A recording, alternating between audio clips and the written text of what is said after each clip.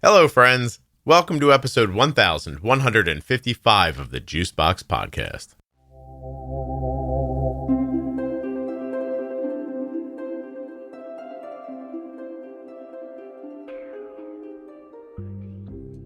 Welcome back, everyone, to the Grand Round series. I hope you're enjoying it. Today's episode is for school nurses. If you know a school nurse who'd like to know more about type 1 diabetes, send this one to them. Nothing you hear on the Juicebox Podcast should be considered advice, medical or otherwise. Always consult a physician before making any changes to your healthcare plan. If you're looking for community around type 1 diabetes, check out the Juicebox Podcast private Facebook group, Juicebox Podcast, Type 1 Diabetes. If you'd like to help with type 1 diabetes research, you can do that right there from your smartphone or your tablet in just 10 minutes.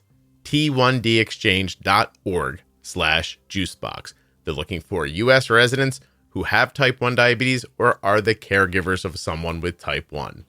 You're going to help people living with type 1 diabetes. You may help yourself. You're definitely going to support the podcast in less than 10 minutes. t1dexchange.org/juicebox. Please go fill out that survey. I cannot tell you how much it helps.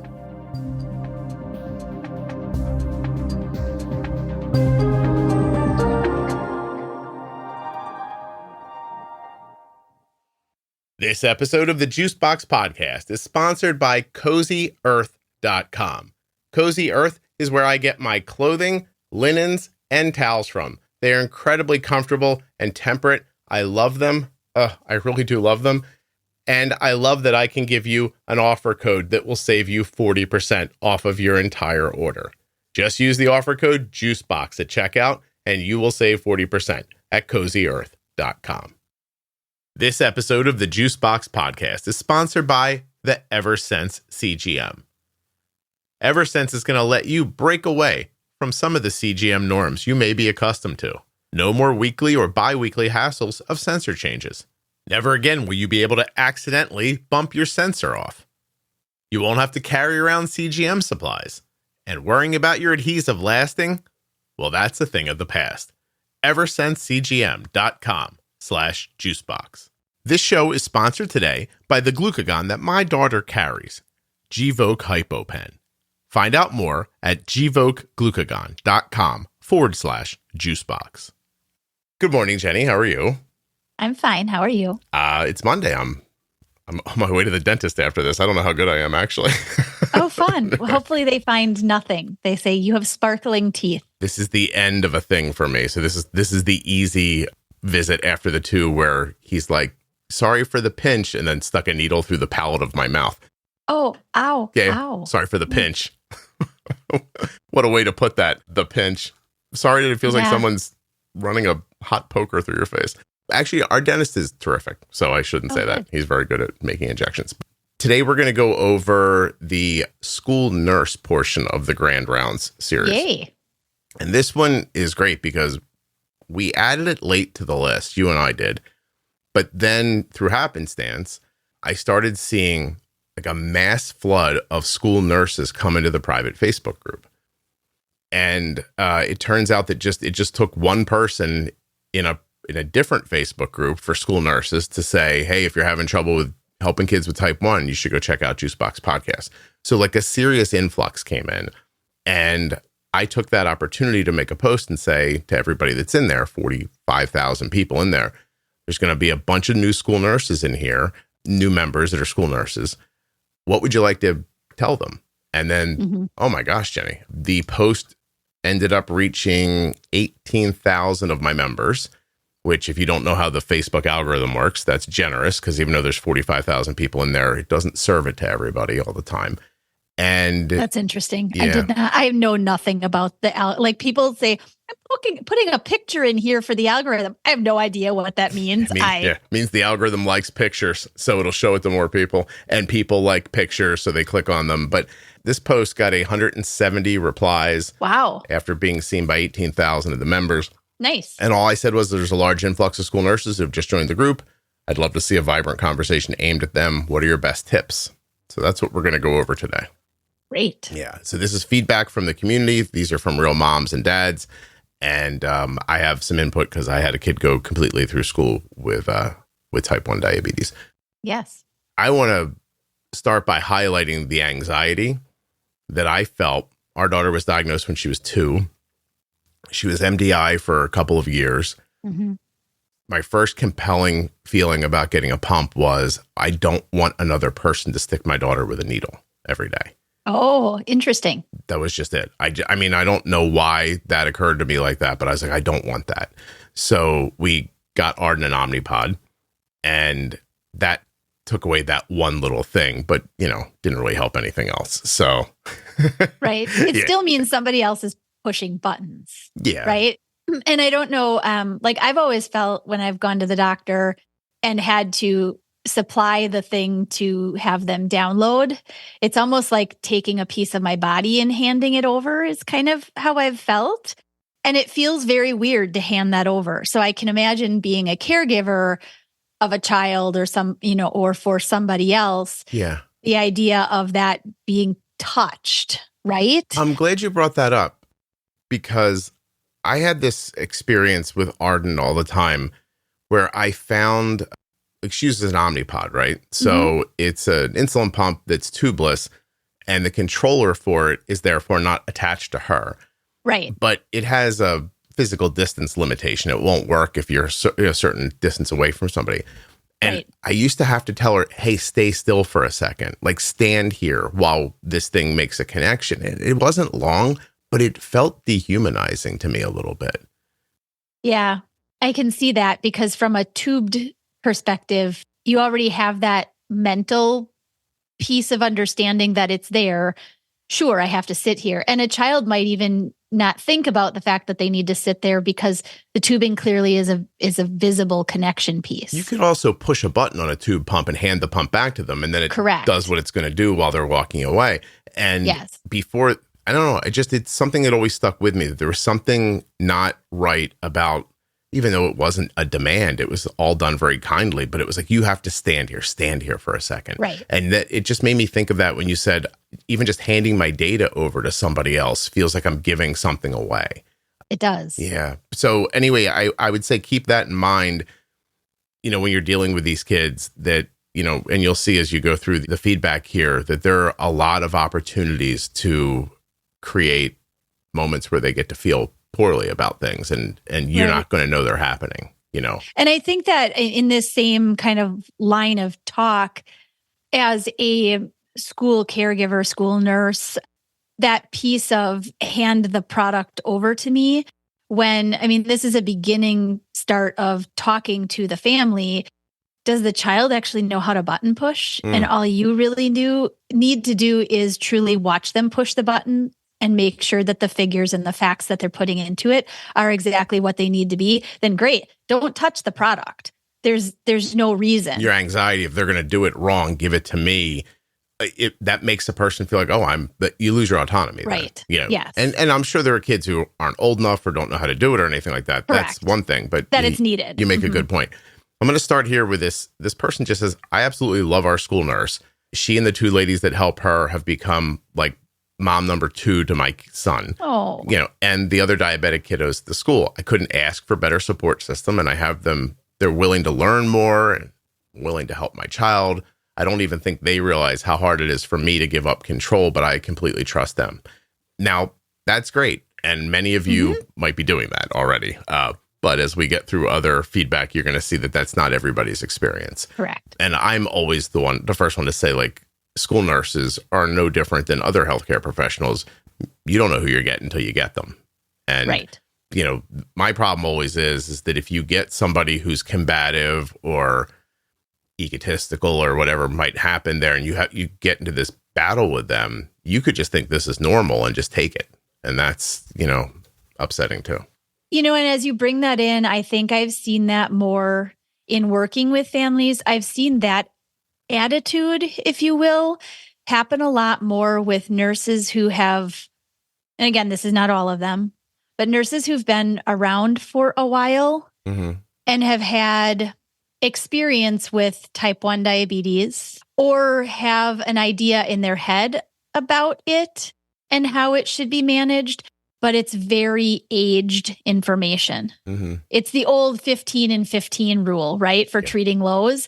It gets stuck there, and no matter what is told to them, that's what they're going to do. And this is where those plans that you come into school with to care for a child who has some type of medical special need like diabetes, those become really important and can be more of a teaching tool then to say, hey, I see that you did know what you were doing, but that was years ago. Yeah. And we have to update this, or each child with diabetes is an individual. Not the same for every person or Correct. even every food. And people bring this up in their feedback. Two main messages through all these 170 comments are, please don't talk down to us. What I'm hearing is that that's how people, these are their experiences, and work with us, Yes. And that struck me too, is like, how did it become adversarial so quickly? I just want my kid to be healthy and in class and not missing time. And I'm assuming you want that as well. Right. How is it possible we're arguing? Like we're literally on the same team. This person just says, please don't talk down to parents about how they manage. This journey has been evolving over time for us. It was quite emotional in the beginning. I didn't appreciate the discussions about checking everything through the doctor. Yeah. So it sounds like the school nurse, anytime the mom said, hey, could we change this or give her a little more, a little less? Well, we'll have to call the doctor. I'm assuming from the school nurse side, that's something they have to do. But you got to see what it feels like here. Like, I know what I'm talking about. Give them another half a unit. I've lived through this 50 times. Right. Like, oh no, we're going to call the doctor. Well, while you're calling the doctor, which is not going to get a response today and maybe not this week. Right. Now my kid's blood sugar is going to be high all week long because, right. What's the point? Like, at some point you got to be an ally in this. If you take insulin or sulfonylureas, you are at risk for your blood sugar going too low. You need a safety net when it matters most. Be ready with Gvoke HypoPen. My daughter carries Gvoke HypoPen everywhere she goes because it's a ready-to-use rescue pen for treating very low blood sugar in people with diabetes ages 2 and above that I trust. Low blood sugar emergencies can happen unexpectedly, and they demand quick action. Luckily, Gvoke HypoPen can be administered in 2 simple steps, even by yourself in certain situations. Show those around you where you store Gvoke HypoPen and how to use it. They need to know how to use Gvoke HypoPen before an emergency situation happens. Learn more about why Gvoke HypoPen is in Arden's Diabetes Toolkit at gvokeglucagon.com/juicebox. Gvoke shouldn't be used if you have a tumor in the gland on the top of your kidneys called a pheochromocytoma, or if you have a tumor in your pancreas called an insulinoma. Visit gvokeglucagon.com/risk for safety information. This episode of the Juicebox Podcast is sponsored by Cozy Earth, and right now I'm looking at CozyEarth.com to see what's going on. I got, look at this, bamboo pajama set for ladies, the jogger pants for ladies, looks like plush lounge socks. That's one of Oprah's favorite things. There's the bath collection. We love the waffle towels, but there's also premium plush bath towels.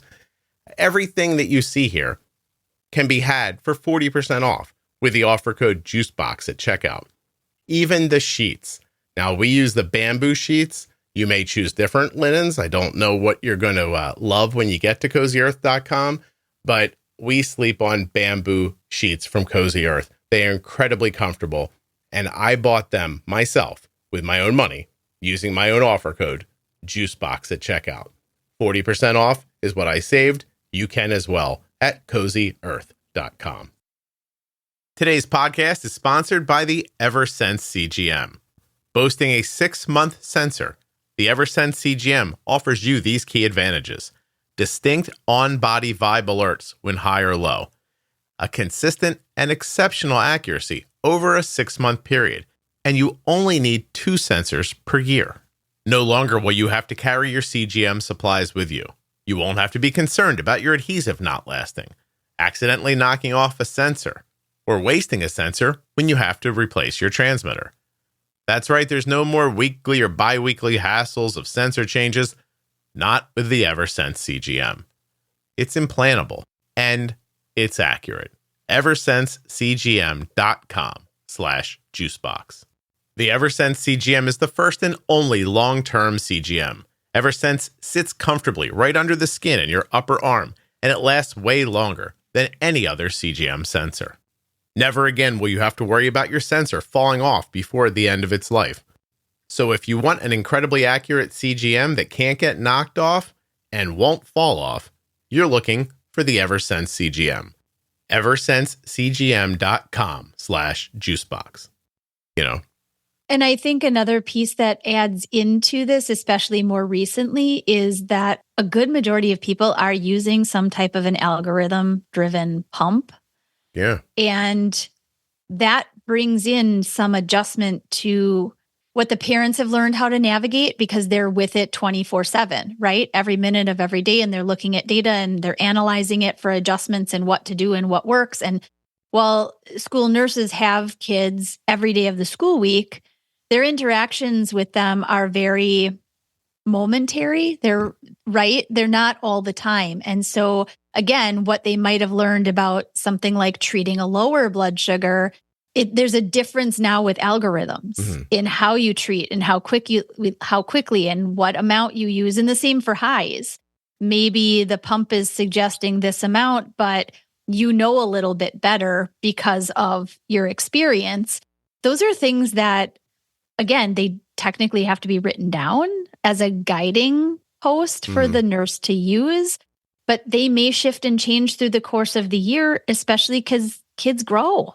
And even if they're not using an algorithm, they might be acting as one, not even knowing it. Like, Correct. After this meal, we always do a temp basal increase, or, like little adjustments to insulin, which in the end is what an algorithm is doing, making like unseen adjustments. But these people might already know, like, I know that with popcorn and this drink, she needs, X, Y, Z insulin. Right. That's not going to be reflected in the orders that the doctor put together that said, like, for every 10 carbs, it's a unit of insulin. Right. Yeah. Except for when she eats like this, or except after lunch, or after gym or something like that. Like they might have, right. They're definitely going to know something about this you don't know.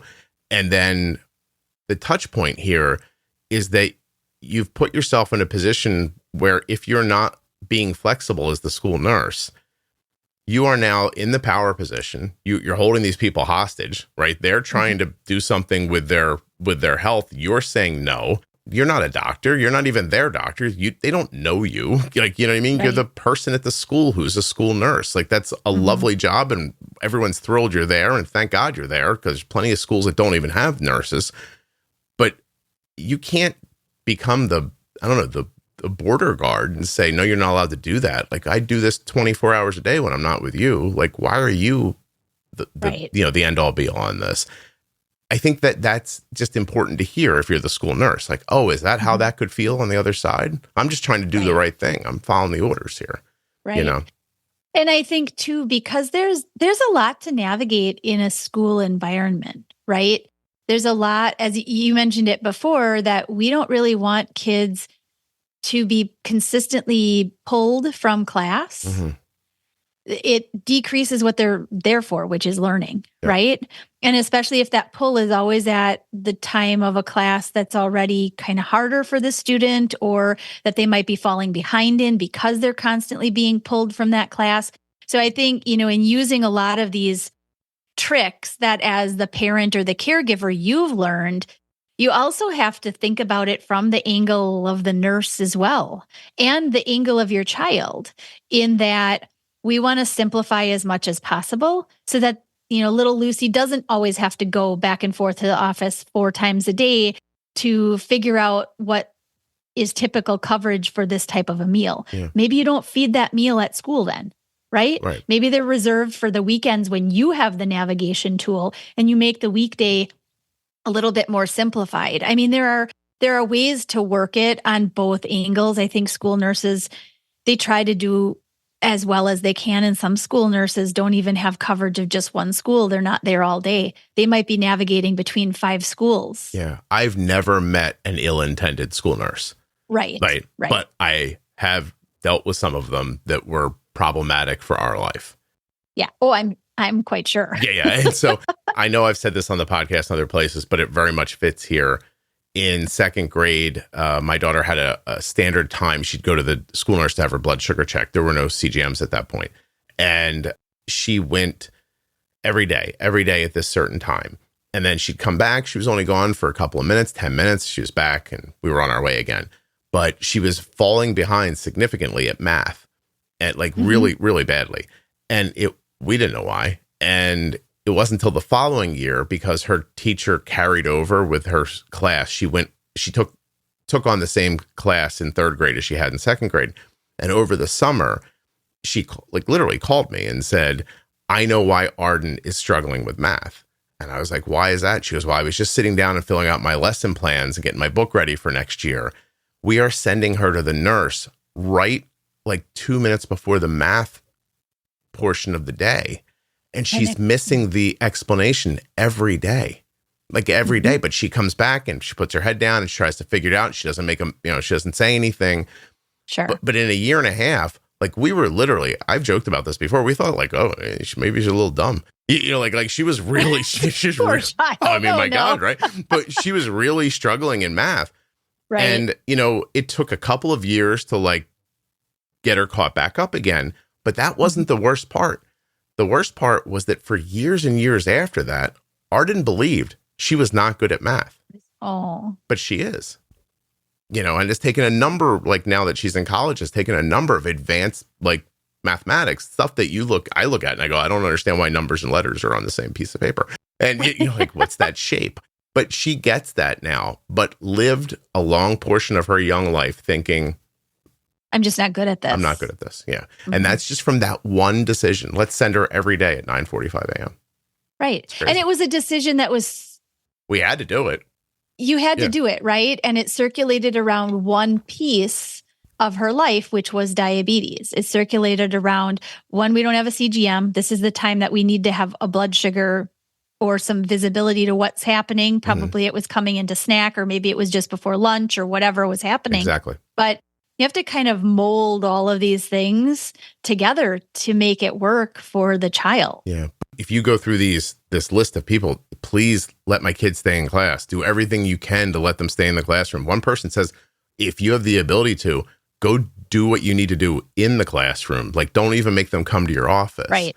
Also, there are a lot of sick people in the nurse's office, right? And I'm not looking to get sick. You know what I mean? Like, I don't want the cold that's going around the building. Right. Like, don't bring me into the small room with all the sick people if you don't. Right, where everybody is vomiting all over the place. Right? There's some kids, they drink a juice. And they're like, all right, I'm good. And they're like, no, you got to sit here. Now you're sitting there for 15 or 20 minutes. And, right. Also psychologically, I'm always with sick people, right? Like the kid you intersect in the nurse's office on Monday is not the same kid you see on Thursday. Correct. All your brain sees is that I'm always with sick people. Right. And am I sick? You know what I mean?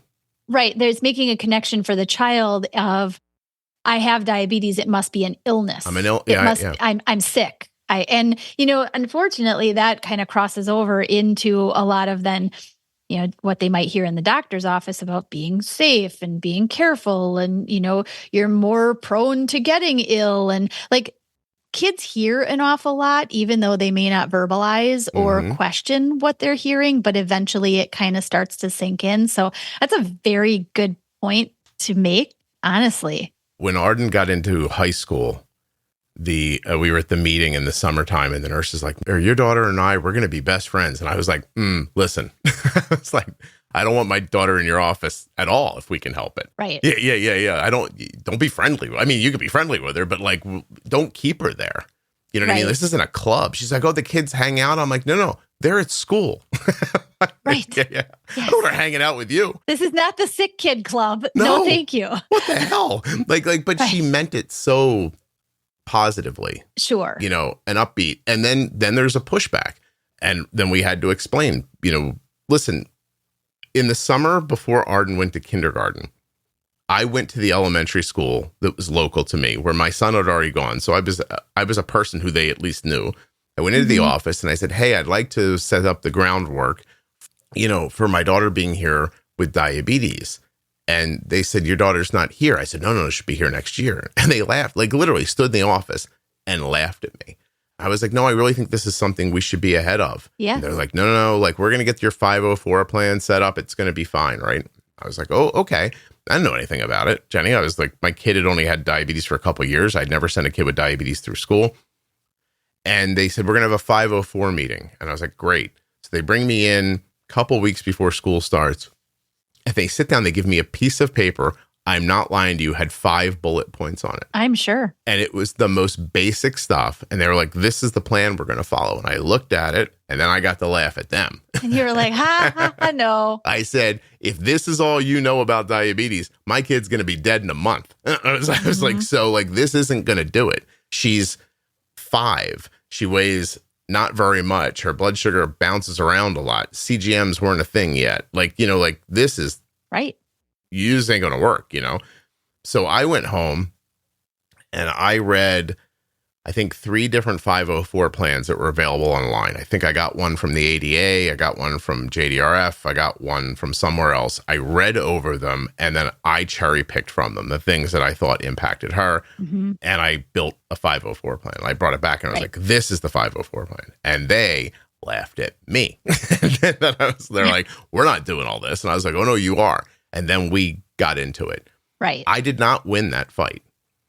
And about whenever the spring was, so a few months later, they had a system. Like we had Arden come down at certain times. I was able to get that done. Check her blood sugar at this time. Bring her back before recess. Check her blood sugar before she goes outside for recess. Check her blood sugar before lunch. Give her insulin. Mm-hmm. Check her blood sugar 2 hours after lunch. I think that's about how I had it set up. So one day, this little boy comes into the nurse's office with a breathing problem. And they had to give him a breathing treatment. And there was a lot of, like, it was unexpected. Sure. And, a lot of running around, I guess, in the office a little bit. But it happened right before Arden's recess. So they just forgot Arden. They were supposed to call down to have her come up. They didn't do the call. She's 5. She just was like, it's recess rolls time. Right out on the, rolls right out on the playground. Now, Scotty had a backup plan. Okay. So all the stuff that was set up, I had an alarm on my phone.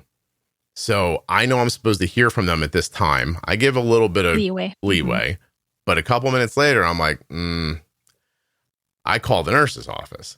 I said, hey, you didn't call me about Arden. The nurse goes, oh, Arden, and then hangs up the phone. I was like, okay. So like 10 minutes. As you get in your car and you're driving to the school. I sat next to the phone going, oh my God, like just my heart in my throat. Aww. And I get a call back, obviously about 10 minutes later. Hey, it's us. Arden's fine. And I'm like, oh yeah. She goes, and she tells me all about the kid with the breathing treatment. I'm like, fantastic. I said, where, how's Arden doing? Well, she was low. And then goes on to tell me how she's on the top of one of those turtle, jungle gym things crawling around. And they tested her blood sugar and it was like 52. Oh.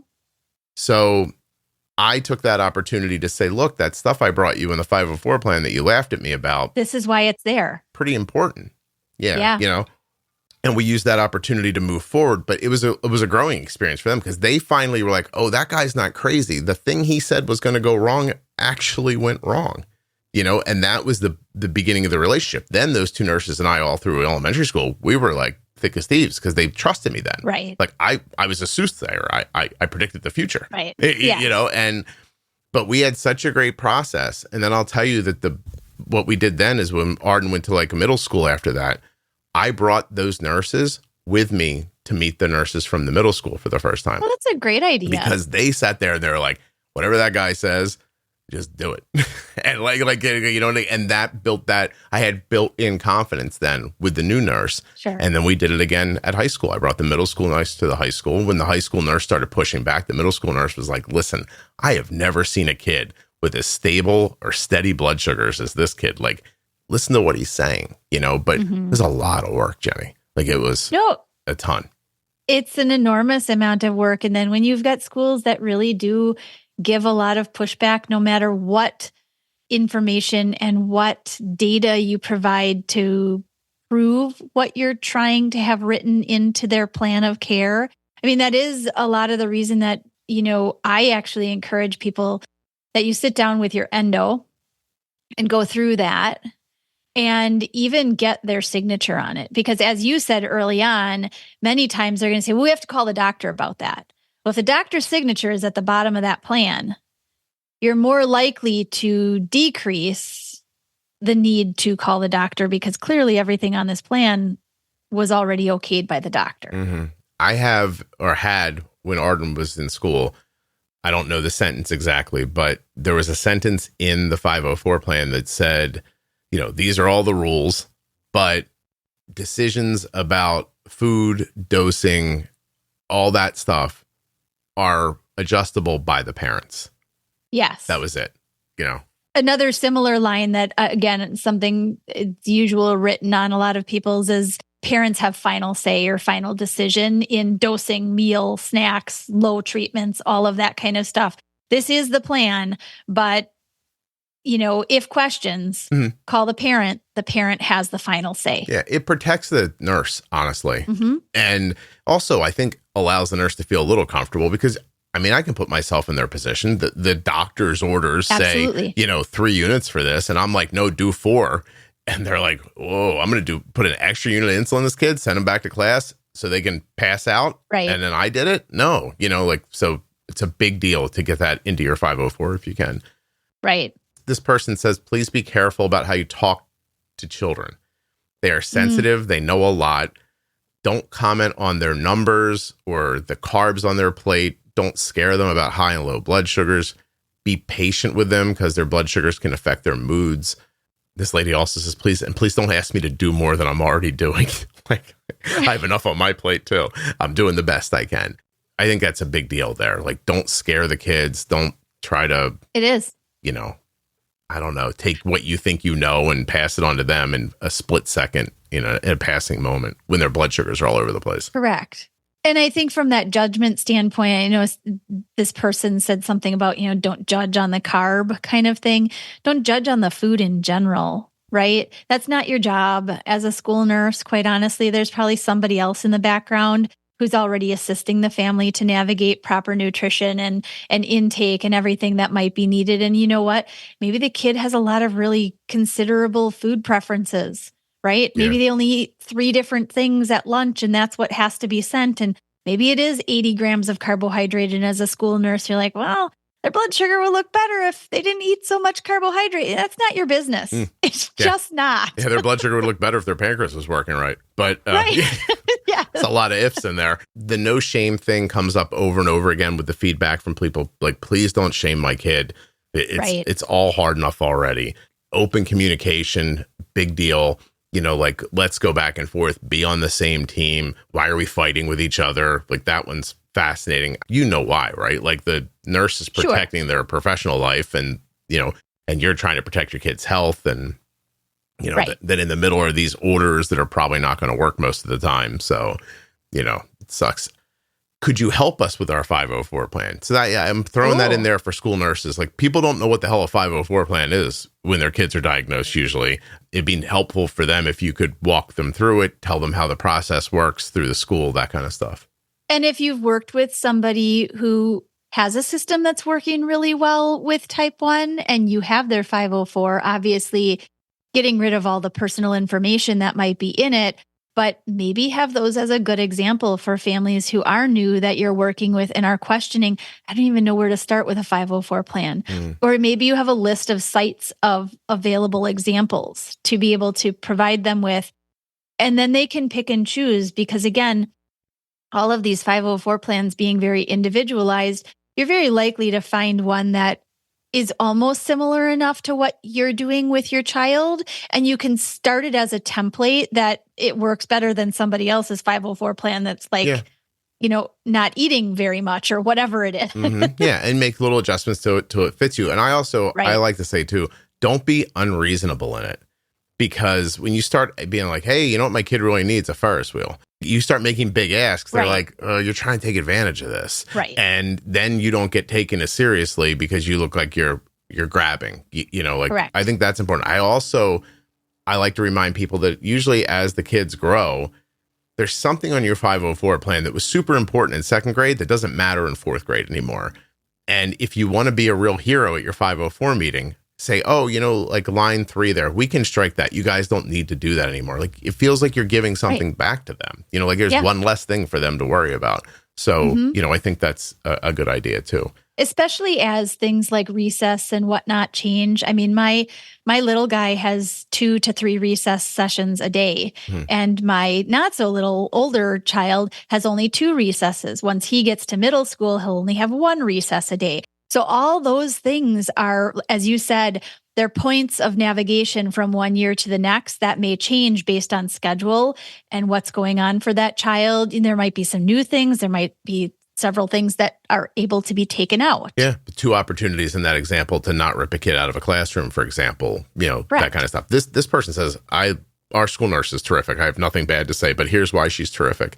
She'll like discreetly pop into my son's classroom, check on him for a second, make sure everything's all right, slip back out again, instead of him leaving class and missing that class time. But she goes on, but I think what she's really saying here is she has a school nurse who's putting that kid holding that kid's health at the same level as the mom does. Yes. Like, do you know what I mean? Like, that's that extra effort that you have to put in when you have a kid with type 1. And in today's world with the technology that we have, it's lovely that the school nurse is even just popping a head in to just visibly see that the child looks like they're okay. But I've got a lot of families whose school nurses are absolutely able and willing to do like Dexcom has Dexcom Follow, or they might be using something like SugarMate in which they can look and follow online. They can even make notes about what was used for a treatment or whatnot, which translates right over into the parent. So it's almost a seamless communication, and there's a lot less texting and stuff that kind of can happen.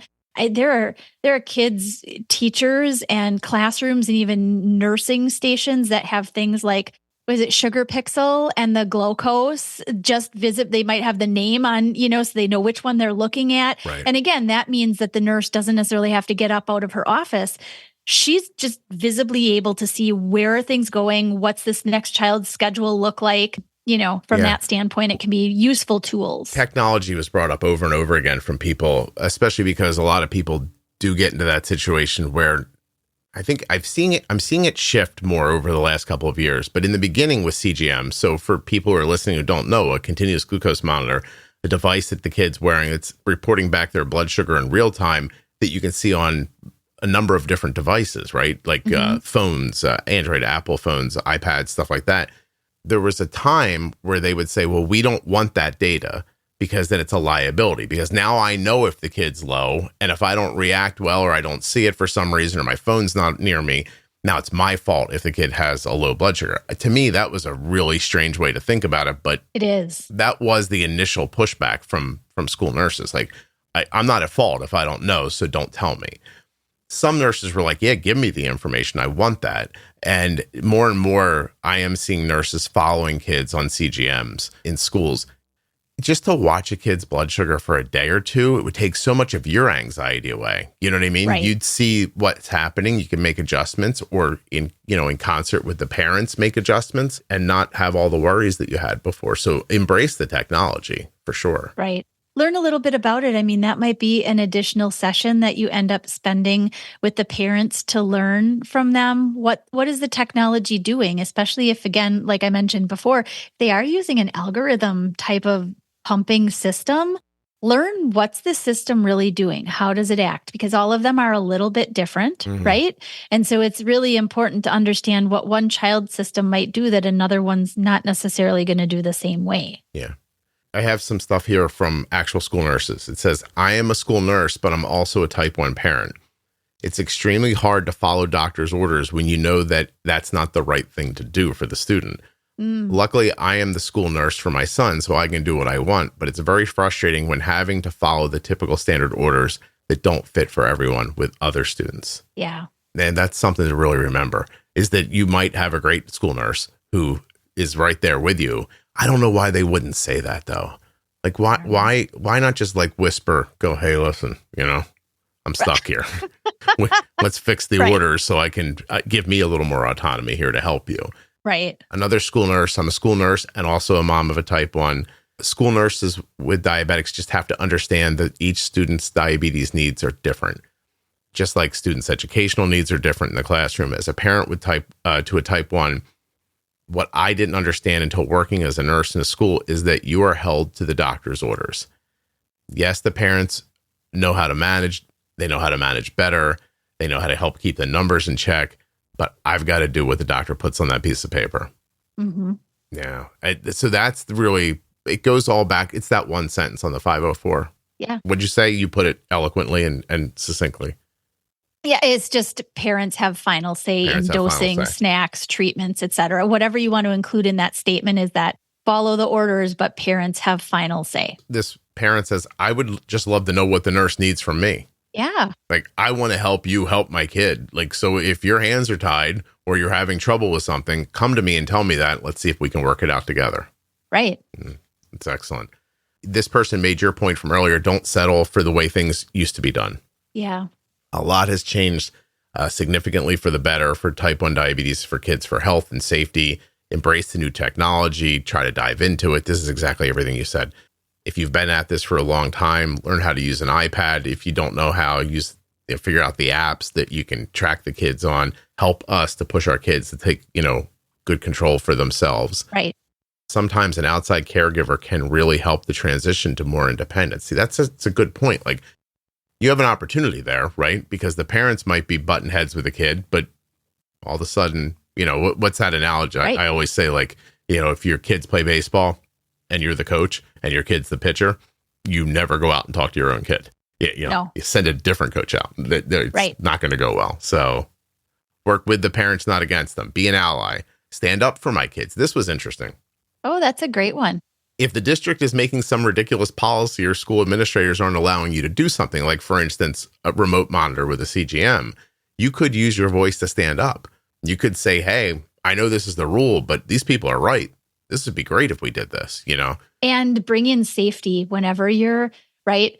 Very likely what the parents are bringing up and that yourself, it's a safety consideration. And if you can prove that what they're asking for actually increases the safety and decreases the risk to the school, that's a hit point. One of the best moments for Arden in going through school is regarding her diabetes care is also one of the saddest moments I've experienced. So I came up with something that I think it's episode 4 of the podcast. I think that episode's called Texting Diabetes. And there was this day where I was in the house and Arden was upstairs, and I could see on her CGM she needed a little more insulin.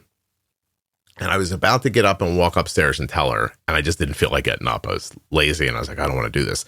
So I picked up my phone and I was like, hey, I need you to bolus a half a unit. And a minute or two later, she goes, okay. And then I was like, oh my God. That was easy. That was so easy. And I was like, wait. I never have to move again. And my brain started racing. I was like, it worked from here to upstairs. It would work from here to down the street at her friend's house. School's not that much farther. It would work from here. Oh, wait a minute. And then I froze because I had trouble doing it at first. But I had trouble doing it because it turns out when she was in the house and I felt like, if something went wrong, I was there to help. Right. Yeah. When she's not with me, I didn't have that same comfort. But then suddenly I was like, well, at school, the nurse is there. They have glucagon. They know what to do. I've explained it 1,000 times. Like, if Arden was to have a seizure at school, like, I don't want that, but I bet she'd be okay. Right. And then I stretched my legs. I was like, all right, well, now we're going to start doing it at school. Arden's blood sugars were never so good as when she and I in concert were just managing through texting. It's the unsung hero of diabetes, texting. Seriously. And you may have also had leeway then in terms of what she could have on her person. I know some schools are really strict, and even if doctor writes that it's okay or whatever, their protocol is that things like, especially the older school blood glucose meters, or like the PDM for the controller, what's now the controller for Omnipod, had to stay in the nurse's office. It couldn't even stay with the child, right? And so in that case, texting diabetes is a great idea, but you're not going to get anywhere because the child no longer holds their product to use. Well, what did I have to do? I had to get her phone set up as a medical device in her 504 plan. That was the first thing I had to accomplish. Then I had to get them to put her phone on the teacher's Wi-Fi. Oh. So that we had, a stable communication. And that came with, we had to go to a meeting where they got to look at Arden and tell her, like, you're not allowed to use your phone during school. Like nowadays, I don't think it matters. I think that things have changed so much since then. That's probably laughable to kids. But she took it very seriously. Like I told her, I was like, look, this is a thing they're letting us do. It's making your day much easier. Like, it's nice to say to kids, like, your health is better, but kids don't think about that day to day. I'm like, look, your life is easier. You're not going to the nurse. If you need a little bit of insulin, you and I are talking, it takes a split second instead of you having to go through this whole rigmarole. Like, just be cool and don't use your phone at school. Right. One day she came home so serious, like she was so earnest. She goes, we got out of class early today. And I was like, right. She goes, I opened Instagram. Do you think I'm going to get in trouble? I was like, oh, honey, I don't think anybody's going to know. It's okay. Especially since it was like after getting out of, right? She was done. It was just the day was over. But she was like, I did open it while I was on the Wi-Fi. And I was like, what an opportunity. I wish a teacher could have seen how much it meant to her to have that access. Right. You know what I mean?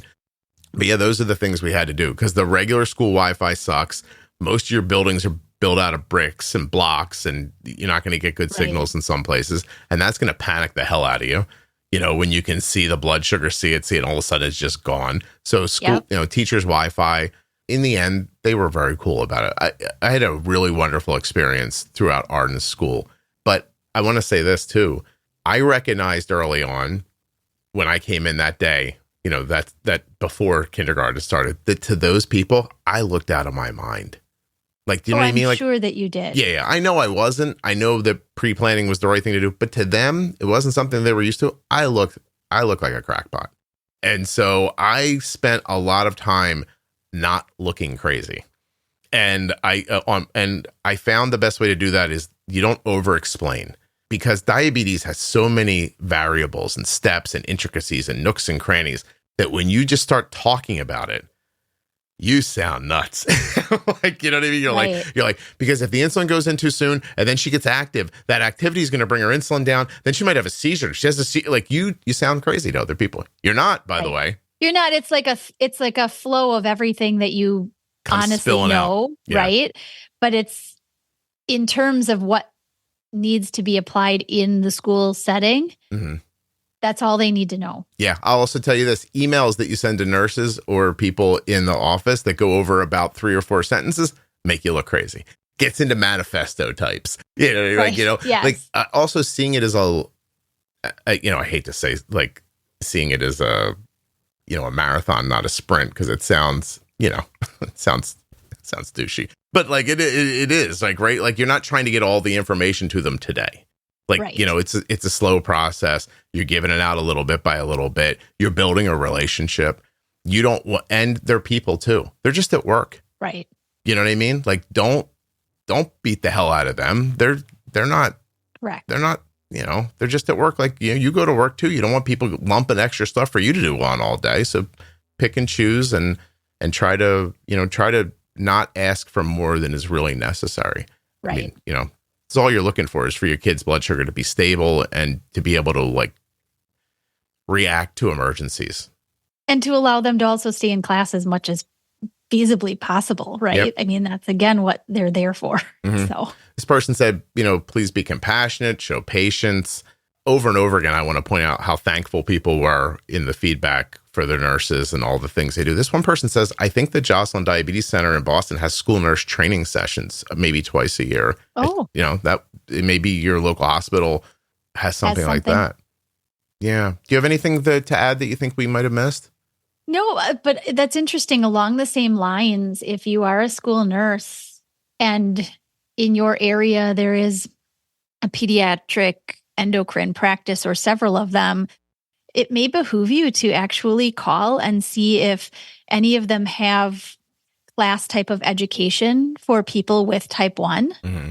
and that you could very well get some good information by just attending even one of those classes, right? Because that's free information. And while it is your time. Yeah. Also, joining the Facebook group for the podcast, even if you just lurk in there for a couple of weeks, your understanding will lift way up. I don't want to end on a sour note, but I do want to bring this up. There is a line too. Like, you have to know your place a little bit. Yes. So I honestly don't remember what it was, but in high school, Arden's school nurse had a question about her care plan that she didn't understand. And instead of asking me or Arden, she called our doctor's office. Yeah, no. Yeah. And then I yelled at her a lot on the phone. So that's not any of your business. Like, that is not uncommon, by the way. I see a lot. No, it's not. Yeah, that happens a lot. Like, I don't know what you think you're doing calling somebody's doctor, but don't do that. No. Yeah. And I want to say, too, this episode comes very much from the perspective of people who are trying really hard, who are very involved, and that you may be also involved as a school nurse with people who don't understand a damn thing about diabetes and aren't putting any effort into it. But you got to not be jaded when you get to the next person who is trying. Like those are two different situations. I don't know how to tell you to help those people. I really don't. But, anyway. Outside of giving them information about where they can get better information. Go check this out.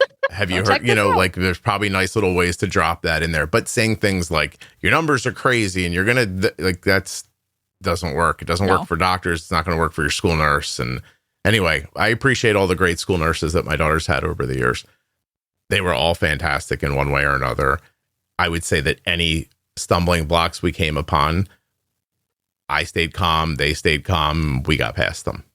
The worst thing you can do, in my opinion, as a parent, is be the person who, when you walk into the building or when the phone rings, they think, oh, it's this one. Like, you don't want, here comes Jenny. Gird your loins. Yeah, like, you don't want to be that person. Like, it's definitely not. You're not going to have a good ending. Anyway. And I think too, as kind of a last point, it's also, your child has one thing or maybe a couple of different health things to navigate.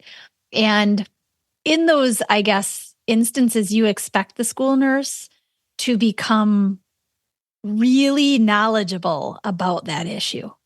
And you have to think that the school nurse isn't just there to navigate kids who have type 1 diabetes. Mm-hmm. They're there to navigate a whole host, allergy medications, dosing of specific things for irritations and allergies. There's a lot going through their heads. Yeah. There is. Yeah. And so you have to understand that while your child's needs are absolutely important, there are other kids who have needs that are just as important too. And so expecting to establish some type of schedule that obviously works based on what's happening for the school nurse. Yeah.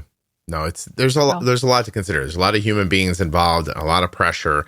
And, I think there's some grace has to come from all sides, to be perfectly honest, and in the end, you're trying to help the kid be healthier, happier, become educated, and not leave with some sort of a feeling that they're, broken or a problem or, that kind of thing. Yes. So anyway, I appreciate what everybody does. And I appreciate you, Jenny. Yes. So I'll talk to you soon.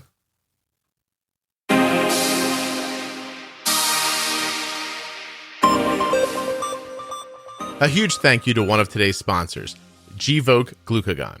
Find out more about Gvoke HypoPen at gvokeglucagon.com/juicebox.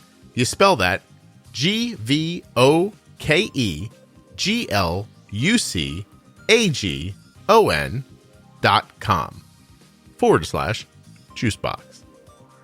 I want to thank the Eversense CGM for sponsoring this episode of the Juicebox Podcast and invite you to go to eversensecgm.com/juicebox to learn more about this terrific device.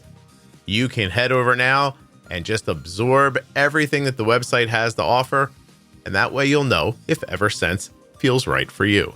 eversensecgm.com/juicebox.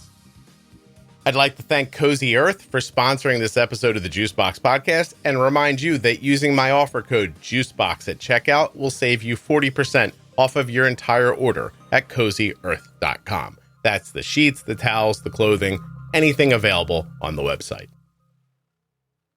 If you or a loved one was just diagnosed with type 1 diabetes and you're looking for some fresh perspective, the Bold Beginnings series from the Juicebox Podcast is a terrific place to start.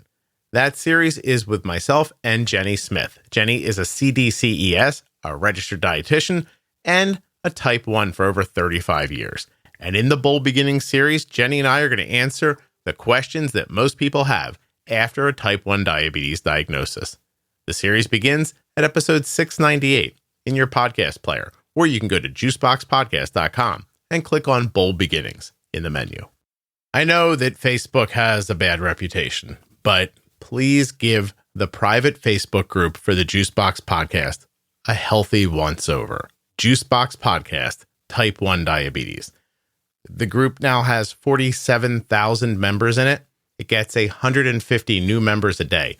It is completely free, and at the very least, you can watch other people talk about diabetes. And everybody is welcome. Type 1, Type 2, gestational, loved ones, everyone is welcome.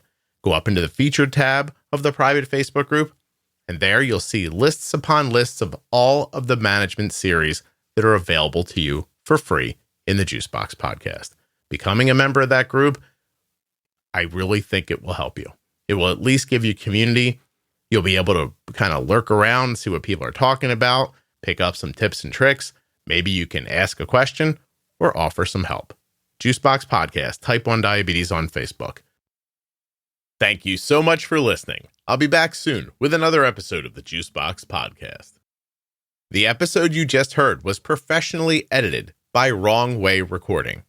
WrongWayRecording.com.